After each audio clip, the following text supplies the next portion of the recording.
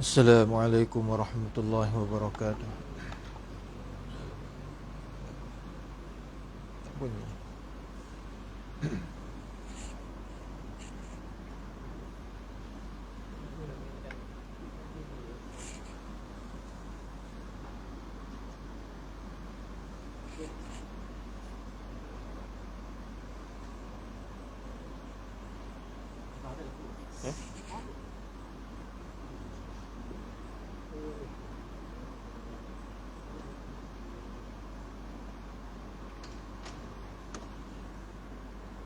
Bateri baru ni. Terai lagi.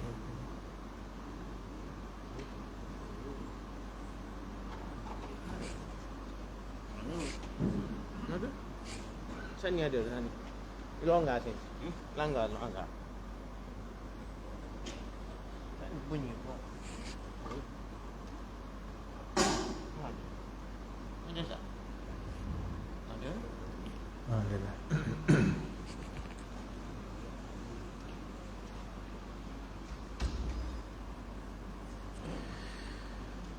Surah Ali Imran ayat 121.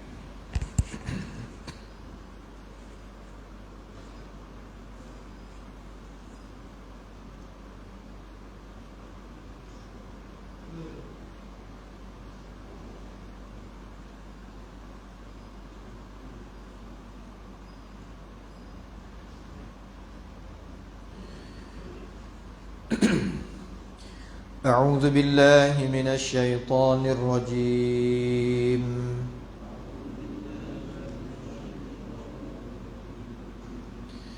بسم الله الرحمن الرحيم.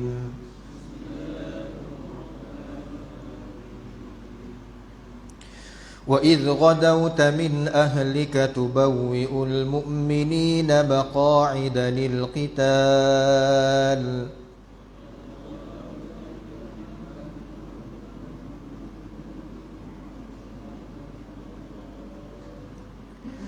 والله سميع عليم.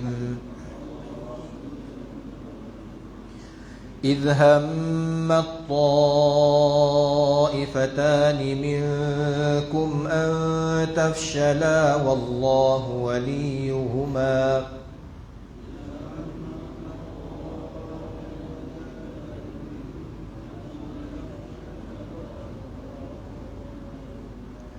وعلى الله فليتوكل المؤمنون.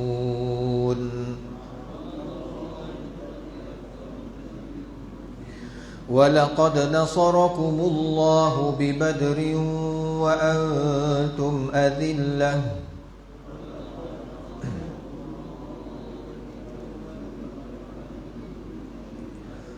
فاتقوا الله لعلكم تشكرون.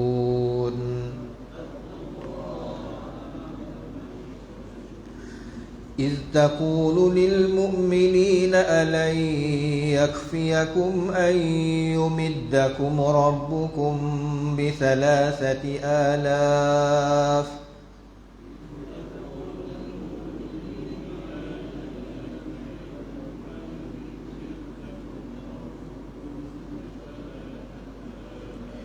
أن يمدكم ربكم ب3,000 من الملائكة منزلين.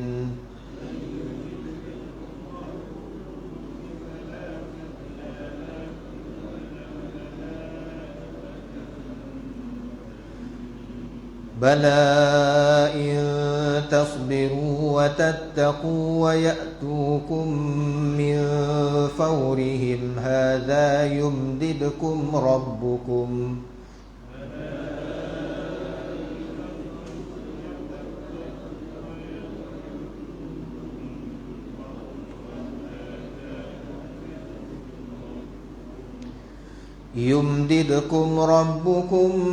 ب5,000 من الملائكة مسومين.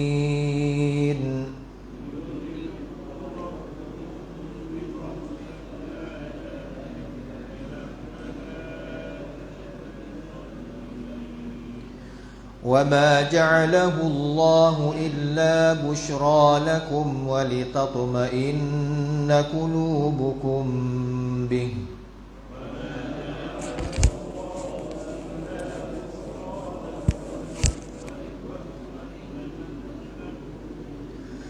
وما النصر إلا من عند الله العزيز الحكيم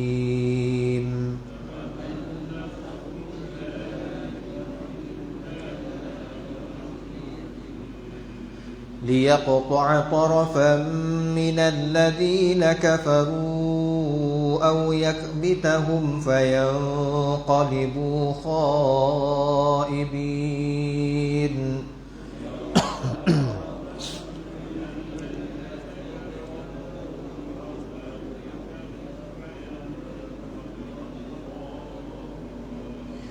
ليس لك من الأمر شيء أو يتوب عليهم أو يعذبهم فإنهم ظالمون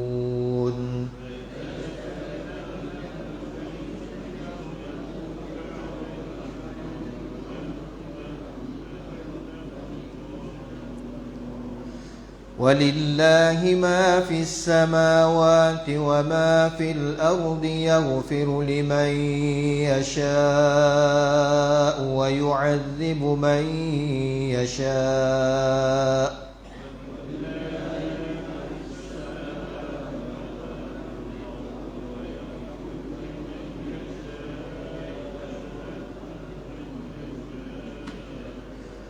والله غفور رحيم.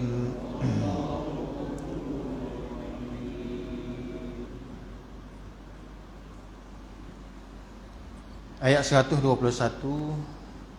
ayat yang berkaitan dengan peperangan Uhud. Daripada ayat 121 sampai ayat 129 didatangkan ayat Uhud dan juga ayat Badar dalam bentuk selai-seling. Datang ayat Uhud, kemudian ayat Badar, lepas pada tu sambung ayat Uhud balik. Ini satu perkara yang Allah Ta'ala nak beritahu kepada hamba dia, nak beritahu kepada hamba dia, khususnya hamba dia yang beriman, apabila Allah Ta'ala buat keputusan nak bantu hamba dia, maka tidak ada siapa yang boleh halang daripada bantuan Allah. Cuma Allah beritahu, untuk mendapat bantuan daripada Allah kena ada syarat dia.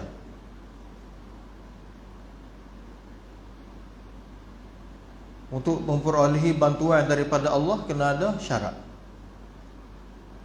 Apabila hamba Allah dapat memenuhi syarat-syarat tersebut, maka barulah layak untuk memperolehi bantuan daripada Allah.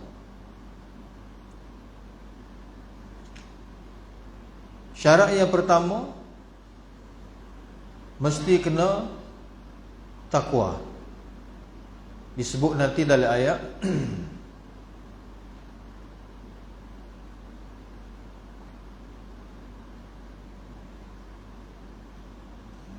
dalam ayat 123 dan juga ayat 125. Yang kedua, mesti kena sabar. Dan yang ketiga, kena taat kepada perintah Allah dan Rasul tanpa berbelah bagi. Apabila cukup tiga syarat ni, barulah layak untuk menarik nusratullah, bantuan daripada Allah Ta'ala. Tapi kalau tidak cukup salah satu daripada syarat ni, mana salah satu sahaja syarat terluput, maka akan menyebabkan Allah Ta'ala tarik bantuan dia. Allah tidak akan datangkan, tidak turunkan bantuan meskipun bersama dengan umat Islam ada seorang Nabi.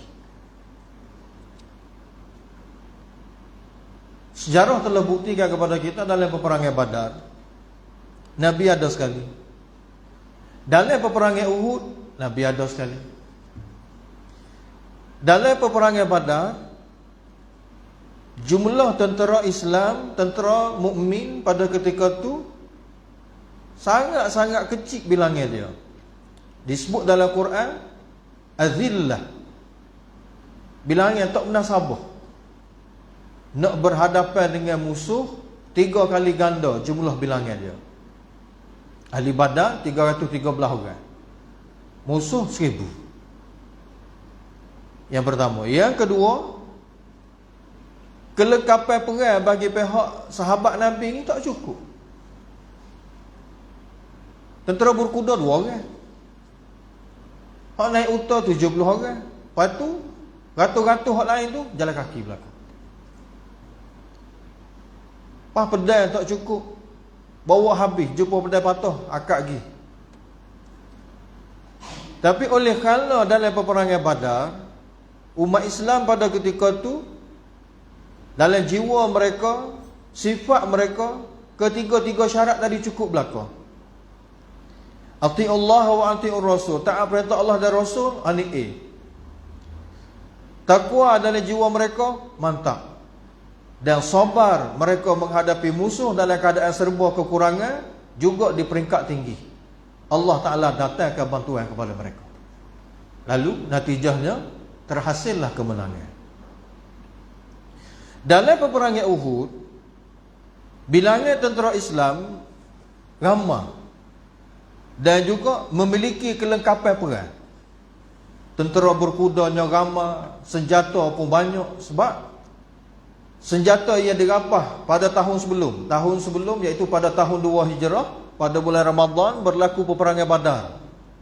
Dan dalam peperangan Badar tadi, Allah Ta'ala datangkan nusrah dia, bantuan dia kepada Nabi dan juga sahabat, sehingga mereka meraih kemenangan dan segala harta benda kaum musyrikin pada ketika itu telah jadi milik para sahabat. Alat perang mereka semua. Dan Nabi juga telah memiliki satu pedang yang dikenali ataupun dinamakan dengan nama Zulfaqar, juga daripada peperangan Badar, pedang musuh. Tapi dalam peperangan Uhud, kelengkapan semua cukup. Cukup berlaku. Tentera pun ramai juga, bukan kata sikit, 700 orang ramai. Asal pergi 1000 orang nak berdepan dengan 3000, patah balik separuh. Nanti kita akan sebut.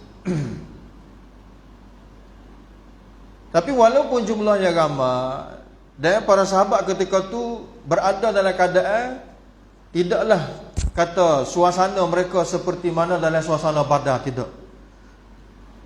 Dalam suasana Badar betul-betul menguji keimanan, sebab tak cukup alat. Jadi bagi mereka yang memiliki keimanan yang tipis, takwa tidak ada dalam jiwa, mereka ni tidak dapat menyertai peperangan Badar.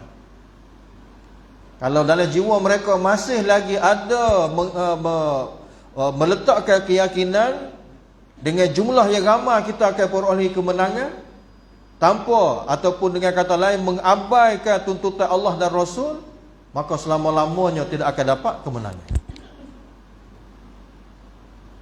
Nah, sebab tu jiwa yang letak pergantungan kepada makhluk,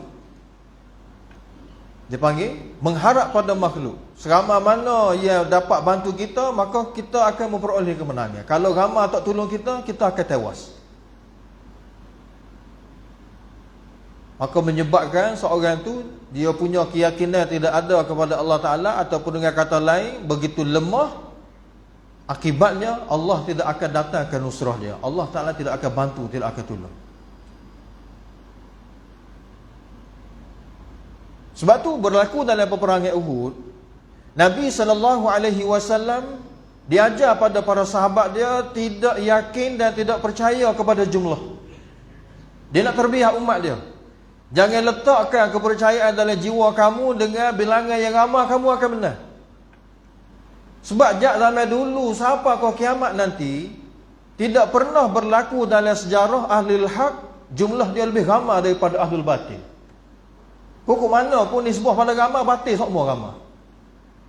ambil persentase Islam lah.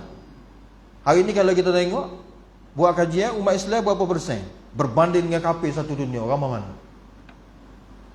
Nah, boleh jadi satu ni sebuah 10 tak tahu. 10 kafir so Islam baru. Memang tak ramah kita. Tak ramah. Lepas tu di kalangan Islam pula hak betul-betul berkualiti, ramai mana? Memang tak ramah. Batu Islam dia tak ambil kira jumlah ramai, tak kira, tak penting. Sebab tu dalam peperangan Uhud, Yahudi mari tawarkan diri. Mari tawarkan diri nak bantu Nabi dalam peperangan Uhud.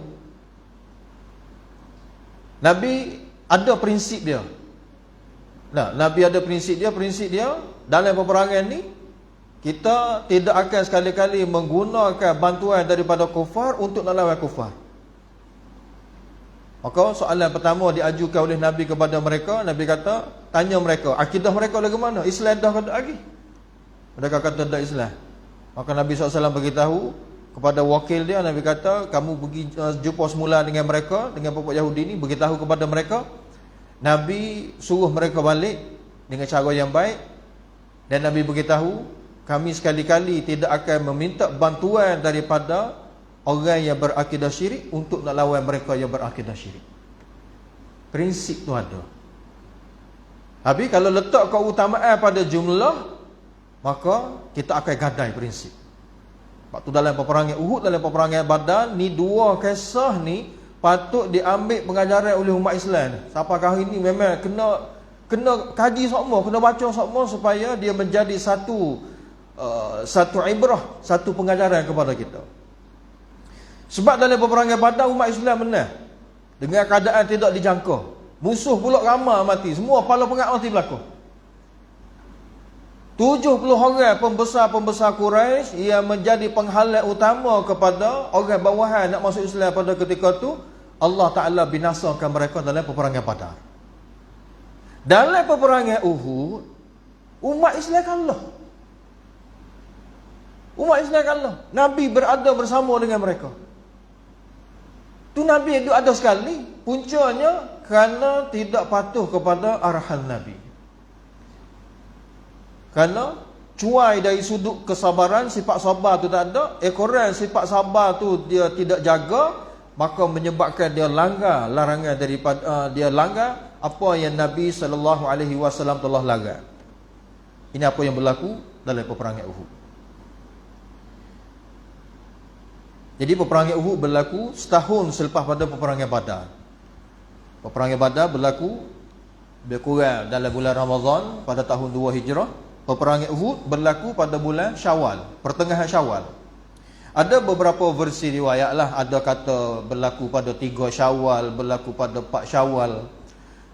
Tapi kalau dihimpunkan semua riwayat-riwayat tersebut, pandangan yang mengatakan peperangan Uhud berlaku pada pertengahan Syawal ini lebih kuat. Nah, ini lebih kuat. Jadi peperangan Uhud berlaku lebih kurang setahun lebih, setahun sebulan lah setelah berlakunya peperangan Badar. Ini ekoran golongan masyarakat Arab jahiliah musyrikin Mekah ni, dia tak puas hati. Dia tak puas hati terhadap kekalahan yang berlaku dalam peperangan Badar, dan mereka semua telah menghimpunkan tentera dan juga kelengkapan perang untuk nak serang umat Islam di Madinah pada ketika itu. Jadi apabila perkara ini sampai kepada Nabi kita Muhammad sallallahu alaihi wasallam, maka Nabi pun himpunlah para sahabat dia. Nabi bicara. Cuma sebelum tu Allah Taala datangkan mimpi kepada Nabi. Pada malam sebelum tu Nabi sallallahu alaihi wasallam mimpi. Dalam mimpi baginda, Nabi tengok beberapa perkara. Antaranya, Nabi tengok dia ni memakai pakaian baju besi yang kuat. Kemudian dalam mimpi itu juga baginda sallallahu alaihi wasallam tengok ada lembu telah disembelih. Dan dalam mimpi itu juga Nabi sallallahu alaihi wasallam telah melihat pedang yang dia perolehi daripada peperangan Badar tahun lepas ni. Dia tengok dalam mimpi dia telah sumbing. Yang kata lain ada sopek sikit. Maka setelah mana Nabi himpunkan para sahabat dia, Nabi pun ceritalah pasal mimpi dia. Nabi cerita pasal mimpi dia, Nabi beritahu, aku mimpi aku tengok beberapa perkara lah dalam mimpi tu. Yang pertamanya, aku lihat aku pakai baju besi. Aku lihat aku pakai baju besi yang kuat. Jadi Nabi beritahu tafsiran dia ataupun takwilan dia. Jadi Nabi kata, aku takwil baju besi yang aku pakai ni adalah kota Madinah. Mana kota Madinah tidak dapat ditembusi oleh musuh. Dan musuh memang tak akan masuk ke Madinah. Yang kedua, aku mimpi aku tengok lembu disembelih. Lembu disembelih. Aku takwil daripada lembu disembelih ni satu kebaikan yang Allah Ta'ala nak zahirkan kepada kita semua. Nah, ini takwil tafsiran daripada Nabi. Dan juga aku mimpi dalam malam tersebut, aku mimpi aku tengok pedang Zulfaqar aku ni telah sobek. Dalam riwayat lain, dalam riwayat Bukhari. Nah, Nabi beritahu dalam mimpi itu Nabi tebas. Nabi libah 2 kali pedang tu. Kali pertama Nabi libah, Nabi tengok hujung dia ada sobek sikit. Kemudian Nabi libah kali yang kedua, tengok-tengok lebih baik, lebih comel keadaan pedang tu berbanding dengan sebelum.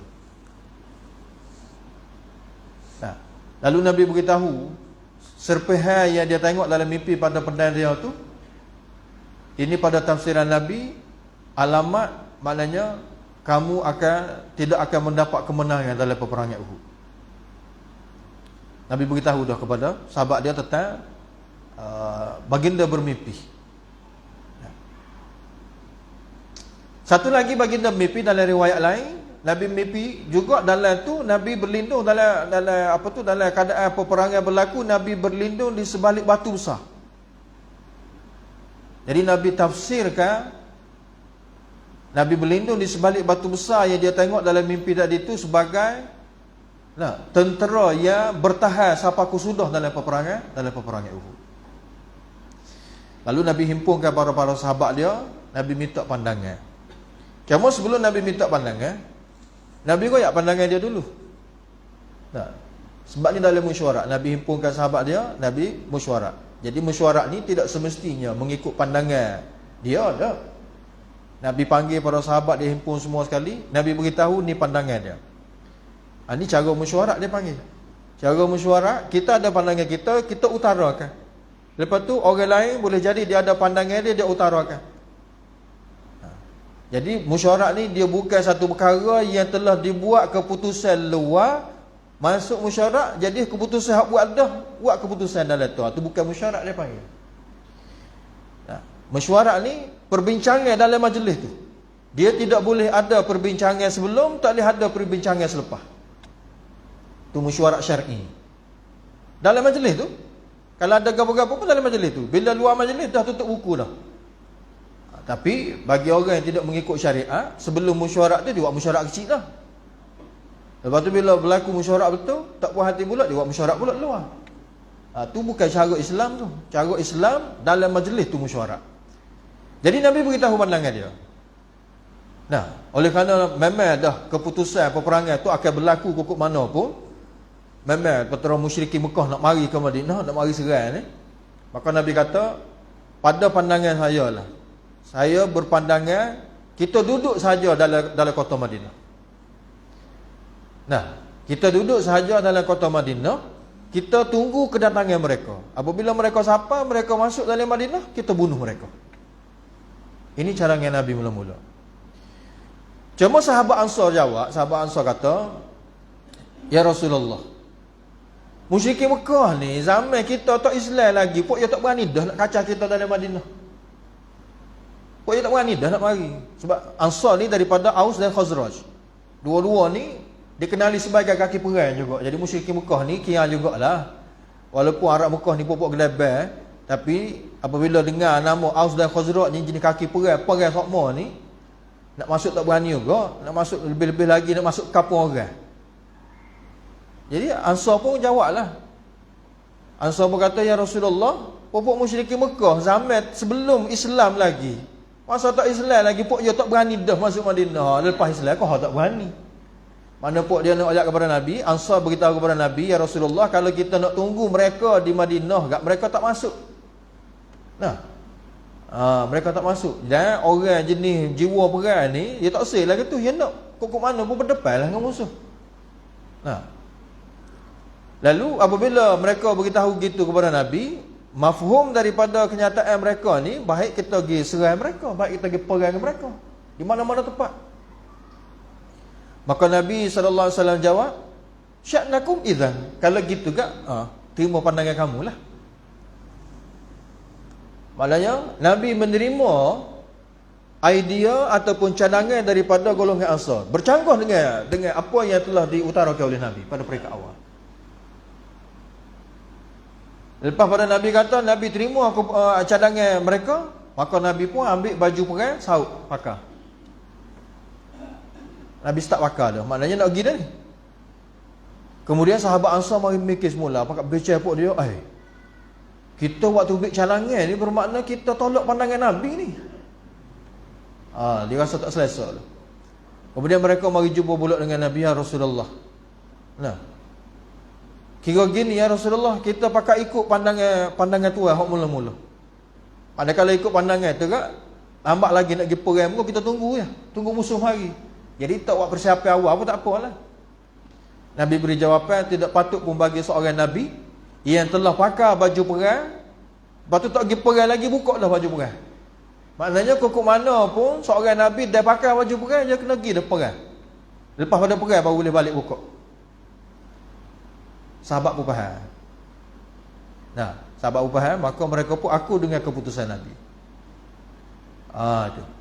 Maknanya kesimpulan daripada perbincangan, daripada hasil mesyuarat tadi, ada dua cadangan. Satu cadangan duduk di Madinah, dan cadangan ini juga disetujui oleh beberapa orang sahabat lain. Satu pandangan lagi, kita tak perlu tunggu di Madinah, kerana kalau kita tunggu mereka tak akan sapa, mereka tak akan mari. Kerana mereka takut juga nak mari masuk. Jadi kita tubik juga. Ini keinginan golongan-golongan, lebih-lebih lagi golongan yang terlibat dalam peperangan Badar. Jiwa mereka berkobar-kobar nak kepada syahid, cinta kepada berjuang dan berjihad kerana menegakkan agama Allah. Pun begitu Allah Ta'ala takdirkan mereka pergi perang. Jadi tempat yang jadi pilihan Nabi-Nya adalah Uhud. Uhud ni daripada kota Madinah, dia tak jauh mana lah, lebih kurang 4 atau 5 km gitulah jarak dia daripada kota Madinah. Dan Bukit Uhud ni boleh dikatakan bukit yang agak besar berbanding dengan bukit-bukit lain yang berada di sekitar Madinah. Lalu Nabi pun mula bergeraklah menuju ke Uhud. Nabi bergerak pada hari Jumaat. Selepas selesai sembahyang Jumaat di Masjid Nabawi, maka Nabi pun bergerak lagi ke Uhud. Kemudian pagi esok itulah barulah Nabi menyusun saf-saf. Dan juga Nabi menempatkan kumpulan-kumpulan perang. Dan kalau kita baca dalam kitab sirah, kita akan jumpa beberapa kalimah yang mana Nabi akan letak hak ni satu kumpulan barisan depan, satu kumpulan sayap kanan, satu kumpulan sayap kiri, satu kumpulan lagi hak belakang. Ada beberapa kumpulan dia panggil. Hal ni semua kumpulan-kumpulan jemaah-jemaah yang telah dilantik, tak boleh duk kucak kacir, tak boleh duk ikut suka hati, tidak. Dia bukan perang kucawak je kata, tidak. Dia ada strategi dia. Dan dalam penyusunan tu Nabi telah melantik 50 orang pemanah yang handal, dan Nabi telah tempatkan dia di salah satu bukit yang berada di Bukit Uhud, tempat tinggi lah maknanya. Tempat tu paling strategik. Musuh mari ke mana pun boleh nampak belakang. Dan diketuai oleh Abdullah bin Jubair yang mengetuai kumpulan-kumpulan pemanah tadi.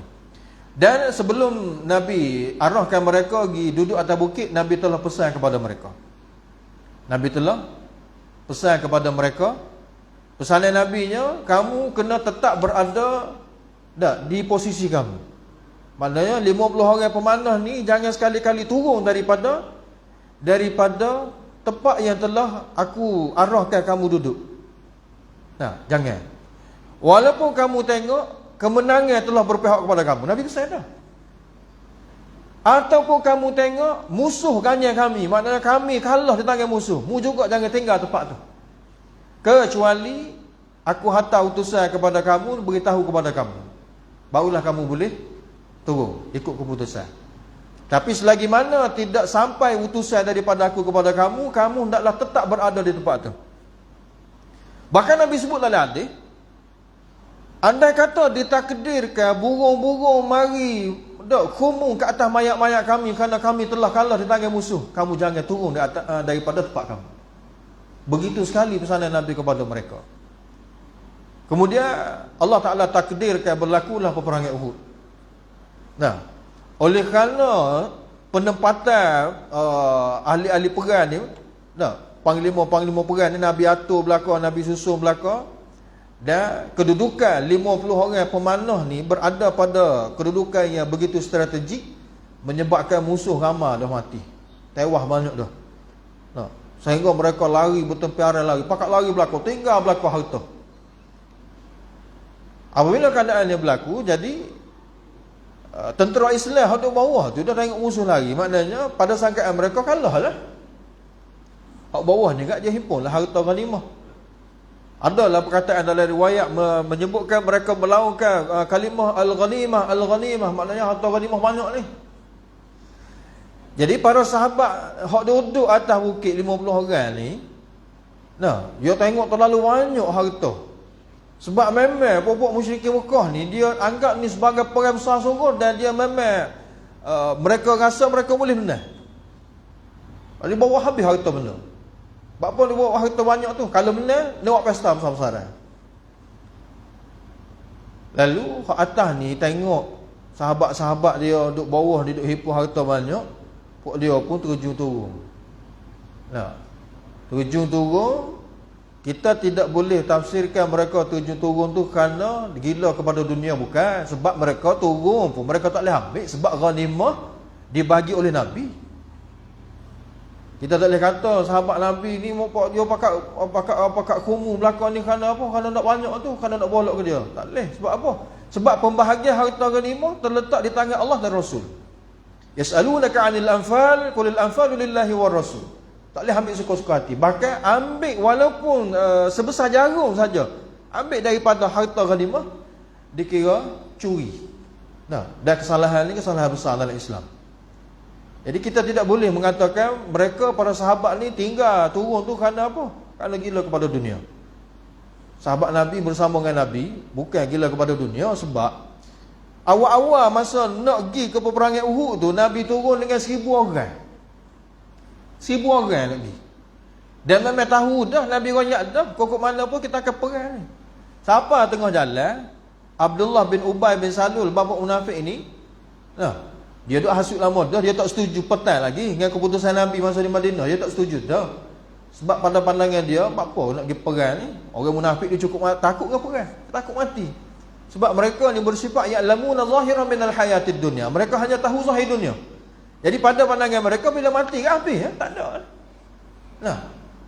Sebab tu orang munafik ni dia punya jiwa dia tu cinta kepada dunia, cinta kepada harta. Takut mati. Orang munafik. Lalu sampai tengah jalan dia hasut popok dia. Dia hasut ramai jugalah.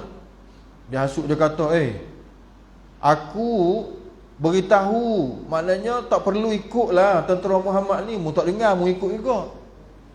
Maknanya mu taat kepada Muhammad dan saing-saing dia, tapi kepada aku ni sebagai ketua kamu juga ni, mu tak sebakar. Mu tahu tak pergi kalau kita mati ni, mati untuk apa? Parut dia hasut. Lalu kata-kata dia tadi tu, bak orang munafik bahagian kecil yang pandang. Percakapan dia tu bahagian nak putar belik ni memang bisa lidah dia. Sebab Allah Ta'ala sebut dah dalam Quran. Wa idza ra'aitahum tu'jibuka ajsamuhum, mereka ni Muhammad, kalau kamu tengok penampilan mereka, memang penampilan mereka tu mengkagumkan kamu. Wa in yaqulu tasma' liqaulihim, hebatnya tutur bicara mereka, penyusunan ayat mereka, kalau mereka mengatakan sesuatu kamu akan terima perkataan mereka. Setara Nabi boleh terima. Lepas tu selain pada Nabi kau mudah. Lalu dia pun hasutlah, dia kata tak perlu pun nak ikut ni, sebab kalau pergi mati. Lalu mereka pun patah balik. Separuh, 1/3 patah balik. Bukan sikit dalam jumlah yang ramai. Abdullah bin Amrin apabila dia tengok perkara ni, dia pun ikut. Dia ikut. Dia tunggang kuda, dia ikut-ikut sampai tengah jalan. Dia kata, wahai pokok kita, mari betul-betul nak rakyat sepatah ni. Aku beri peringatan kepada kamu dengan nama Allah Ta'ala. Jangan sekali-kali kamu tinggalkan Nabi kamu dan juga sahabat-sahabat baginda ketika mana mereka berdepan dengan musuh. Jangan tinggal. Tapi mereka berdegi. Siapa yang mengikuti Abdullah bin Ubay? 2 kumpulan. Satu kumpulan munafik, satu lagi dia panggil kumpulan atas pagar. Atas pagar ni golongan yang hati itu ada keraguan. Dia tidak lagi cerak munafik lagi, tapi masih ragu-ragu. Maklumat tentang agama, ilmu tentang agama tak mantap mana. Dalam keadaan ragu-ragu tadi tu, maka ketika itulah baru mereka jadi tersasar. Sebab tu golongan yang ada penyakit ragu-ragu ni bahaya. Dia mudah sangat ikut. Dan apabila Abdullah bin Amr royak gitu kepada dia, dia kata, kita tak sepakat, kita nak balik juga. Oh, kita ikut ni, ingat kau tak jadi perang, kita nak perang. Kalau jadi perang, kita tak seperang, kita nak balik. Maka Abdullah bin Amr pun royak lalu, Allah Ta'ala telah jauhkan kamu daripada rahmat, dan Allah tidak memerlukan orang seperti kamu ni untuk nak bantu Nabi. Gilah pokok munggi. Lalu tercetuslah berlakulah peperangan. Mereka cerita. Jadi apabila berlaku peperangan, maknanya sahabat-sahabat Nabi hak bersama dengan Nabi ni, kita tak boleh kata hak ni pokok hak cinta kepada dunia. Sebab hak tapisah pertama tu kena tapis dah. Bak munafik ni ikut perang kerana apa? Kerana nak harta. Tapi kalau tak nampak harta, dia tak pergi perang. Nah, kalau tak nampak, dia tak akan masuk kad. Tapi kalau dia berasa ni dapat kemenangan mudah, harta boleh banyak, dia akan ikut. Tapi kalau siapa mengorbankan nyawa, hak tidak sama sekali. Jadi golongan-golongan ni awal lagi tapis dah. Nah, maknanya tak lari dah. Hak ada siapa? Hak ni sahabat sejati Nabi. Sahabat sejati Nabi. Jadi golongan 50 orang pemanah tu, ramai di kalangan mereka tu, hanya tinggal beberapa orang. Sehingga ke ketua mereka, Abdullah bin Jubair beri peringatan kepada mereka, jangan turun, ingat pesanan Nabi, ingat pesanan Nabi. Nabi telah pesan kan, jangan sekali-kali turun. Tak dengar lah. Pakat turun berlaku. Apabila turun, ketika tu musuh tengah lari. Peperangan Uhud ni, panglima perang belah musyrikin diketuai oleh Abu Sufyan ibn Harbin. Pembantu dia Khalid Al-Walid. Ni saya kaki perang besar-besar ni, Khalid Al-Walid ni ingat memang dalam mana-mana peperangan kalau dia jadi kepala, kalau dia jadi orang yang mengatur strategi perang, tak pernah kalah dia. Sejak zaman jahiliah dulu, siapa kalah kepada zaman Islam. Lepas tu, dalam keadaan dia belah-belah lari tu, dia pusing tengok, Khalid Al-Walid tengok, tempat yang Nabi tempatkan 50 orang pemanah tu renggah dah, ada sikit, ada beberapa orang. Khalid Al-Walid pun dia panggil counter attack, buat counter attack, pusing balik, beritahu kepada saing-saing dia, mari kita patah balik, kemenangan berpihak kepada kita dah ni. Maka sasaran mula-mula sekali Khalid Al-Walid keserahnya bukit tu, tempat tu. Maka berterusanlah berlaku sengitnya pertempuran dalam peperangan Uhud ni berlaku, sehingga pada peringkat awal tengok kemenangan berpihak kepada umat Islam. Tapi pada peringkat akhir zahirnya kalah. Kenapa kalah? Sedangkan Nabi berada dalam peperangan Uhud kerana langgar larangan Nabi. Nabi kata jangan turun, jangan. Nabi turun macam langgar. Walaupun Nabi ada, Allah Ta'ala tetap timpakan musibah. Sebab tu sampai kita hari ni umat Islam diganyai sana sini, tapi banyak mana larangan Allah yang kita langgar. Banyak mana sunnah Rasulullah yang kita sepak tepi. Macam mana nusrah Allah nak turun? Itu kena tengok. Umat Islam kena muhasabah dengan teliti tengok dalam kisah-kisah peperangan yang Allah Ta'ala sebutkan dalam Quran. Lebih-lebih lagi dalam peperangan Uhud dan Badar. Sebab itulah Allah Ta'ala datang ke ayat selasli, ayat Uhud, lepas tu ayat Badar, lepas tu ayat Uhud pula. Penyusunan ni bukan saya saja awak mari cerita lagi ni, tidak. Bahkan ada sesuatu nak supaya kita ni ambil pengajaran, ambil ibrah. Mereka ceritanya kalahlah umat Islam dalam peperangan Uhud. Nabi mendapat kecederaan. Dalam riwayat ada menyebut patah gigi Nabi. Apa begitu sekali. Ini keadaan yang berlaku dalam peperangan Uhud. Allah berfirman, wa idh ghadawta min ahlika tubawwi'ul mu'minina maqa'ida lil qital. Dan ingatlah di waktu mana ghadauta min ahlik, kamu telah keluar awal-awal pagi lagi. Min ahlika, daripada min baiti ahlik, kena muqaddar gitu, daripada rumah isteri kamu. Rumah isteri yang mana? Iaitu rumah Aisyah radhiyallahu anha. Tubawwi'ul mu'minina maqa'ida lil qital, untuk kamu menempatkan tentera daripada kalangan orang mukmin maqa'ida lil qital, pada tempat-tempat mereka, tempat-tempat perang mereka.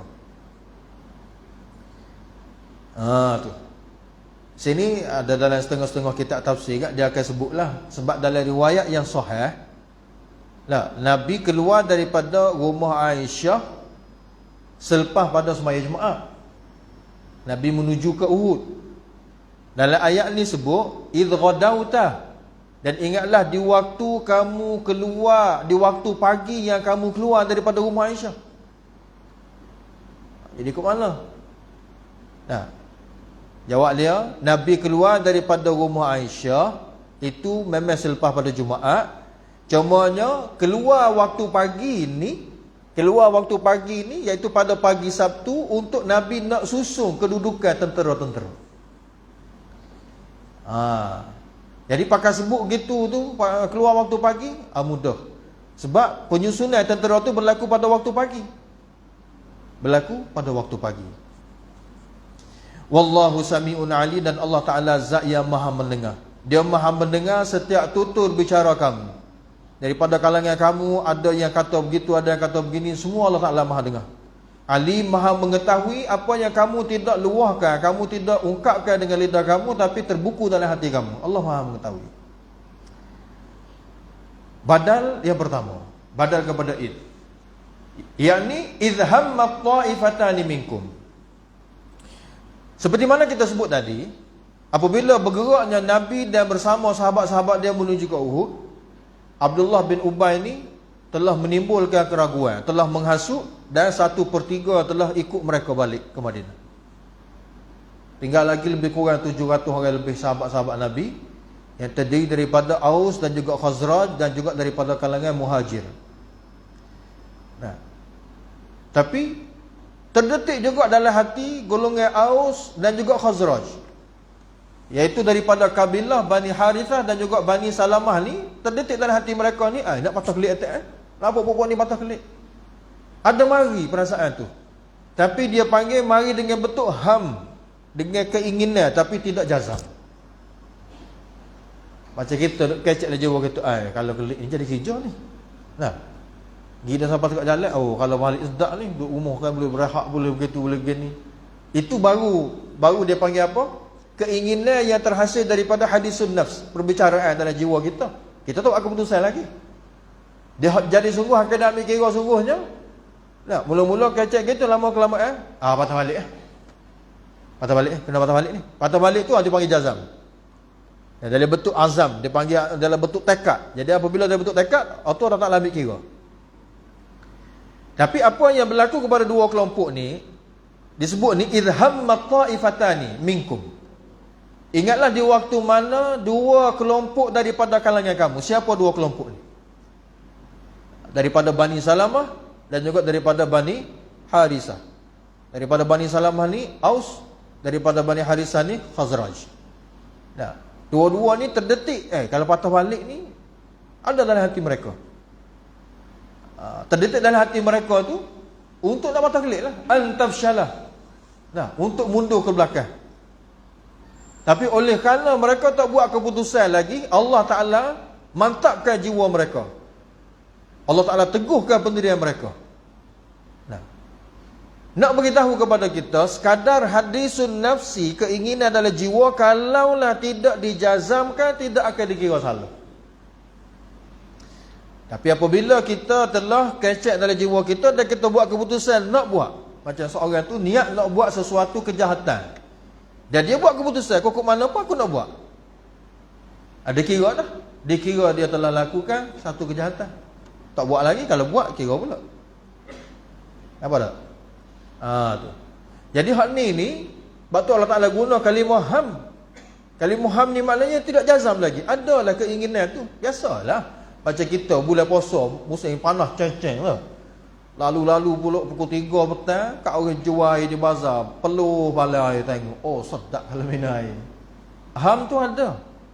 Tapi tak buat keputusan. Lain tengok tu, kita buat keputusan.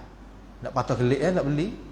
Nah, jadi apabila jazam lagi tu, khana tu kat memang nak pergi beli, tu dikira. Jadi, ingatlah di waktu mana dua kelompok daripada kalangan kamu, maknanya dua kumpulan yang menyertai kamu ni, nah, ada keinginan untuk nak mundur ke belakang. Kenapa? Tafsyalah, kerana lemah semangat. Wallahu waliyuhuma. Allah lah yang menjadi pelindung kepada mereka berdua, dua kumpulan tadi. Allah lindungi mereka, Allah beri kekuatan kepada mereka. Dan Allah campurkan ke dalam hati mereka keteguhan pergantungan kepada Allah Ta'ala. Wa 'alallahi, dan hanya kepada Allah Ta'ala sahajalah falyatawakkalul mu'minun, sepatutnya berserah diri bulat-bulat oleh orang mukmin. Dia orang mukmin sifat dia kena sentiasa tawakal pada Allah. Ayat 123 ni ayat Badar. Nah, dua ayat tadi tu 121, 122 itu ayat Uhud. Ini masuk ayat Badar. Walaqad nasarakumullahu bi Badrin. Jadi Allah nak beritahu, orang yang menyertai peperangan Uhud ni dia tidak sepatutnya ada perasaan lemah. Kenapa? Kerana lemah-lemah ni apabila memikirkan kita adalah tak ramah, patut pula musuh mai ramah. Nah, keadaan-keadaan ni akan melemahkan. Sebab tu kita tidak patut, kita sebagai umat Islam tidak patut tengok kepada kehebatan musuh, kepada banyaknya jumlah musuh, betapa hebatnya kelengkapan perang musuh. Bahkan kita kena usahakan mantapkan diri kita, hubungan kita dengan Allah biar betul-betul kemah, biar betul-betul mantap. Sebab setara mana hebat musuh sekalipun, apabila Allah buat keputusan nak binasakan mereka, maka habis hacul pun tak ada apa. Nah, sebab tu kita berjuang, kita kena usaha untuk betul-betul mengikuti neraca dia supaya dalam perjuangan kita tu dapat tarik nusratullah, dapat tarik bantuan daripada Allah. Tapi kalau dalam perjuangan kita tidak boleh tarik nusratullah, tak boleh tarik bantuan Allah, maka kita kena muhasabah. Nak periksa diri kita, di mana silapnya. Nah, apakah syarat-syarat yang telah kita langgar menyebabkan tidak dapat menarik nusrah dan juga bantuan daripada Allah.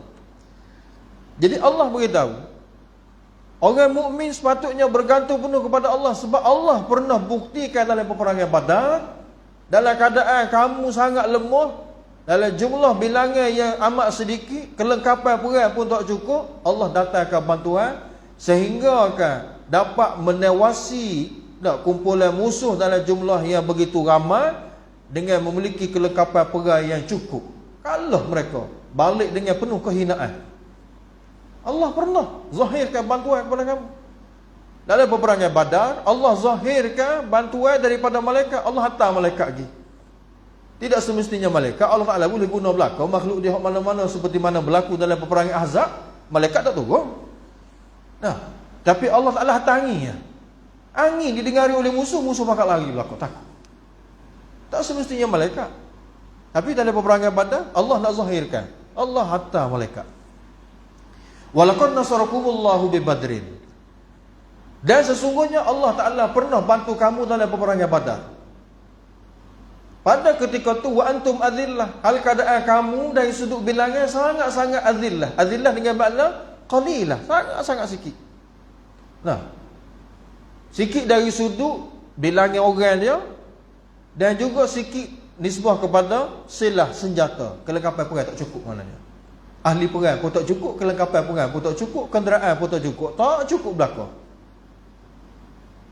Wattaqullah, takutlah kamu kepada Allah Ta'ala, la'allakum tashkurun, mudah-mudahan kamu dapat mensyukuri nikmat Allah. Antara bukti kamu bersyukur pada nikmat Allah, kamu boleh sabar.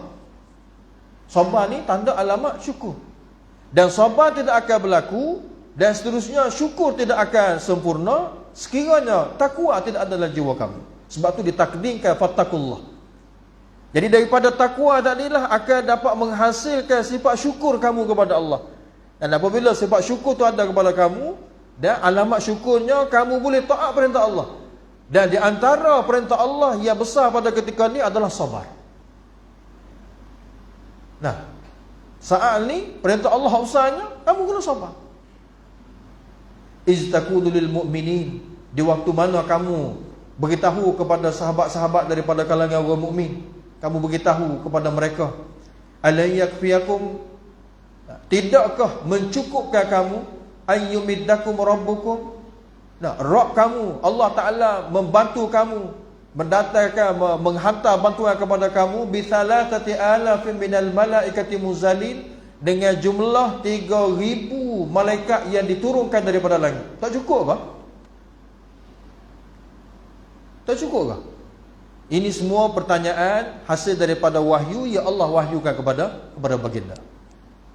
Bala, bahkan lebih pada cukup, maknanya lebih pada cukup. Bukan tak cukup sebenarnya, lebih pada cukup. Tapi kadang-kadang Allah Ta'ala datangkan bantuan mengikut sangkaan hamba dia. Sangkaan lagu mana? Lepas tu, ni 3,000 Allah Ta'ala hantar malaikat ni. Lepas tu kalau jumlah musuh ramai lagi mana pun, Allah Ta'ala tambah lagi. Dan kamu nak ke arah tu nak. Tapi yang pentingnya adalah syarat. Syarat tu kamu kena penuhi, supaya bantuan Allah Ta'ala turun bersama dengan kamu. Bala, bahkan in tasbiru, jika sekiranya kamu boleh sabar. Nah, kalau kamu boleh kekalkan sifat sabar kamu, kamu tidak lari daripada menghadapi musuh, kamu tidak gentar dengan mereka. Sebab orang yang boleh duduk dalam medan perang tak lari belakang ni sabar sekara ya. Kalau tak ada sabar, petai lagi cabut kaki. Nah, awal-awal lagi lari. Wa tattaqu, dan juga kamu bertakwa. Wa ya'tukum min fawri, maknanya seandainya kamu ada dua sifat ni, ada sifat takwa, ada sifat sabar, wa ya'tukum min fawrihim hadha, dan musuh datang serang kamu bertalu-salu, pakak mari serta merta, pakak mari ramai-ramai, yumdidukum rabbukum bi 5,000 minal malaikati musawwimin, Rabb kamu Allah Ta'ala boleh bantu kamu, dia boleh tolong kamu dengan diutuskan 5,000 malaikat musawwimin, yang mempunyai kelengkapan perang yang mencukupi, yang menunggangi kuda yang bertanda. Musawwim, lagu mana rupa dia, Allah Ta'ala saja yang lebih tahu. Nah, maknanya Allah nak datangkan satu keyakinan kepada ahli peperangan Uhud, dan secara khususnya dan secara umumnya kepada mereka yang berjuang untuk agama dia. Allah memang akan hantar bantuan. Apabila kamu memperjuangkan agama Allah mengikut kehendak Allah dan Rasulnya, Allah akan bantu dari segenap arah. Nah, segenap arah. Ini dia panggil memberi, mendatangkan semangat, menguatkan semangat para pejuang, dan di masa yang sama melemahkan bagi pihak musuh. Wa ma ja'alahu Allahu illa busyra lakum litatma'inna qulubukum. Dan Allah Ta'ala tidak jadikan bilangan-bilangan tadi. Ada disebut 3,000, disebut 5,000. Hak turun je dalam peperangan Badar 3,000, hak 5,000 tidak berlaku. Tapi Allah beritahu, sekiranya kamu tak ikut syarat dan menepati apa yang telah ditetapkan oleh Allah dan Rasul, Allah boleh tambah kau banyak. Musuh kau banyak, nah, kami akan tambah bantuan kau banyak. Jadi wa ma ja'alahu Allah Ta'ala tidak jadikan bilangan-bilangan tadi itu malaikat illa busyra lakum. Malaikat dianya sebenarnya bertujuan sebagai berita gembira untuk kamu, untuk menguatkan semangat kamu, sebagai berita gembira kepada kamu tentang nusrah Allah kamu akan berolehi. Tu. Walitatma'inna qulubukum bih, dan supaya hati kamu, jiwa kamu tidak lagi gelisah, bahkan jadi aman, jadi tenang, jadi tenteram. Waktu para sahabat Nabi, kita baca laporan-laporan daripada sahabat-sahabat yang menyertai peperangan ni. Pokok sahabat Nabi, setiap kali apabila peperangan mula nak tercetus, perasaan ngantuk mari. Kalau pegang pedang, terlepas pedang, jatuh ke bawah pedang, ngantuk mari. Jadi sahabat hak biasa pergi perang sekali dengan Nabi ni tahu dah, kalau mengatuk ni mari tu nak tercetus peperangan. Nah, orang dalam keadaan berdepan hidup ataupun mati, duduk senjata duduk depan ni, mata pedang, mata panah, tombak. Hati kat kali kira-kira duduk dudak. Tapi sahabat Nabi dia boleh tenang. Allah datangkan ketenangan ke dalam jiwa mereka, Nah, Allah campurkan ketenangan. Kenapa? Kerana mereka memperjuangkan agama Allah mengikut cara yang dikehendaki oleh Allah. Wa man nasru illa min indillah, dan tidak adalah bantuan itu melainkan daripada sisi Allah Taala saja. Bantuan tidak akan zahir, tidak akan datang melainkan daripada Allah. Allah yang bersifat Al-Aziz, yang Maha Kuasa, lagi Maha Perkasa, Al-Hakim, lagi Maha Bijaksana. Ayat 127 ni kita sambung dengan baik. Alhamdulillahirabbil alamin. Allahumma shalli wa sallim wa barik ala Muhammad wa ala alihi wa sahbihi ajma'in. Allahumma anfa'na bima 'allamtana wa 'allimna ma yanfa'una wa zidna ilma. Alhamdulillahi ala kulli hal wa na'udzu billahi min hali ahli an-nar. Rabbana atina fid dunya hasanah wa fil akhirati hasanah wa qina adzabannar. Wa sallallahu ala Muhammad wa ala alihi wa sahbihi ajma'in. Subhanallah wa bihamdihi subhanallah wa bihamdihi.